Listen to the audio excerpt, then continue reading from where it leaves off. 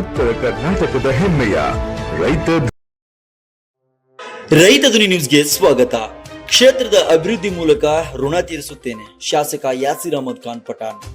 ಜನಸೇವೆ ಮಾಡಲು ನನ್ನನ್ನು ಶಾಸಕನಾಗಿ ಆಯ್ಕೆ ಮಾಡಿದ ನಿಮ್ಮೆಲ್ಲರ ಋಣವನ್ನ ಕ್ಷೇತ್ರದ ಅಭಿವೃದ್ಧಿ ಮಾಡುವ ಮೂಲಕ ತೀರಿಸುತ್ತೇನೆ ಎಂದು ಶಾಸಕ ಯಾಸೀರ್ ಅಹಮದ್ ಖಾನ್ ಪಠಾಣ್ ಹೇಳಿದರು.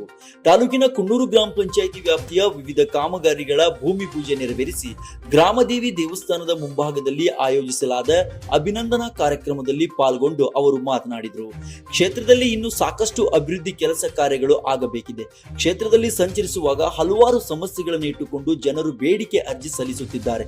ಇದನ್ನೆಲ್ಲ ನೋಡಿದಾಗ ಜನರ ಸಮಸ್ಯೆಗಳು ಸ್ಪಷ್ಟವಾಗಿ ಗೊತ್ತಾಗುತ್ತವೆ. ಸರ್ಕಾರದಿಂದ ಹೆಚ್ಚಿನ ಅನುದಾನ ತರುವ ಮೂಲಕ ಕ್ಷೇತ್ರವನ್ನು ಅಭಿವೃದ್ಧಿ ಮಾಡುತ್ತೇನೆ ಎಂದರು. ಸಾಮಾನ್ಯ ರೈತರು, ಮಕ್ಕಳು, ಕಾರ್ಮಿಕರ ಮಕ್ಕಳು, ಬಡವರ ಮಕ್ಕಳಿಗೆ ಕನ್ನಡದೊಂದಿಗೆ ಇಂಗ್ಲಿಷ್ ಮಾಧ್ಯಮ ಶಿಕ್ಷಣವು ಸಿಗಬೇಕು ಎನ್ನುವ ದೃಷ್ಟಿಯಿಂದ ಸರ್ಕಾರಿ ಇಂಗ್ಲಿಷ್ ಮಾಧ್ಯಮದ ಶಾಲೆಗಳನ್ನು ಮಂಜೂರು ಮಾಡಲಾಗಿದೆ. ಮುಂದಿನ ದಿನಮಾನಗಳಲ್ಲಿ ಗ್ರಾಮ ಪಂಚಾಯಿತಿಗೊಂದರಂತೆ ಸರ್ಕಾರಿ ಇಂಗ್ಲಿಷ್ ಮಾಧ್ಯಮ ಶಾಲೆ ತೆರೆಯುವ ಉದ್ದೇಶವಿದೆ ಎಂದರು. ಸರ್ಕಾರಿ ಕೆಲಸಕ್ಕೆ ಸಾರ್ವಜನಿಕರು ಮಧ್ಯವರ್ತಿಗಳಿಗೆ ಹಣ ನೀಡಿ ಮೋಸ ಹೋಗಬೇಡಿ. ಯಾರಾದರೂ ನಿಮ್ಮ ಹತ್ತಿರ ಹಣಕ್ಕೆ ಬೇಡಿಕೆ ಇಟ್ಟರೆ ನೇರವಾಗಿ ನಮ್ಮ ಗಮನಕ್ಕೆ ತರಬೇಕು. ಅಂತವರಿಗೆ ಕಾನೂನು ಬಿಸಿ ಮುಟ್ಟಿಸೋಣ ಎಂದರು. ಗ್ರಾಮಸ್ಥರು ಶಾಸಕರನ್ನ ಸನ್ಮಾನಿಸಿದ್ರು.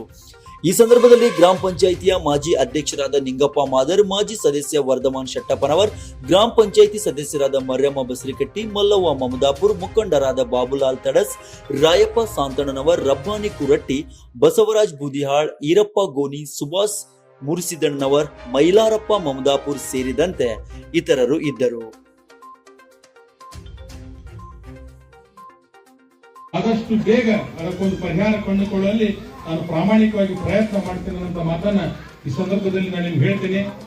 ಇನ್ನೊಂದು ಮನವಿ ಮಾಡ್ತೀನಿ, ತಾವೆಲ್ಲ ಒಗ್ಗಟ್ಟಾಗಿರಿ.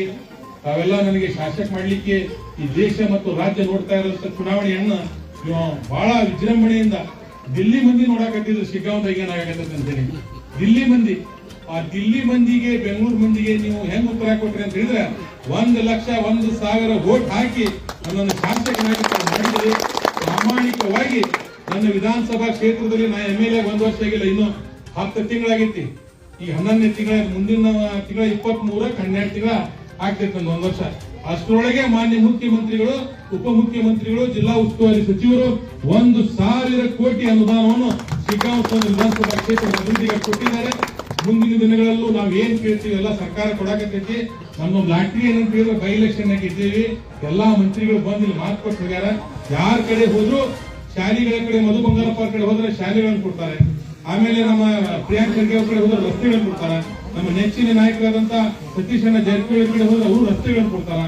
ಮಾನ್ಯ ಬೋಸರಾಜ್ ಸಾಹೇಬ್ ಕಡೆ ಹೋದ್ರೆ ಅವರು ನೀರಾವರಿ ಕೆಲಸ ಕೊಡ್ತಾರೆ. ಉಪಮುಖ್ಯಮಂತ್ರಿಗಳು ಕೊಡ್ತಾರೆ. ಯಾವ ಮಂತ್ರಿಗಳ ಕಡೆ ಹೋದ್ರು ಶಿಗ್ಗಾಂವ್ ವಿಧಾನಸಭಾ ಕ್ಷೇತ್ರಕ್ಕೆ ಅತಿ ಹೆಚ್ಚು ಕೊಡ್ತಾ ಇದ್ದಾರೆ.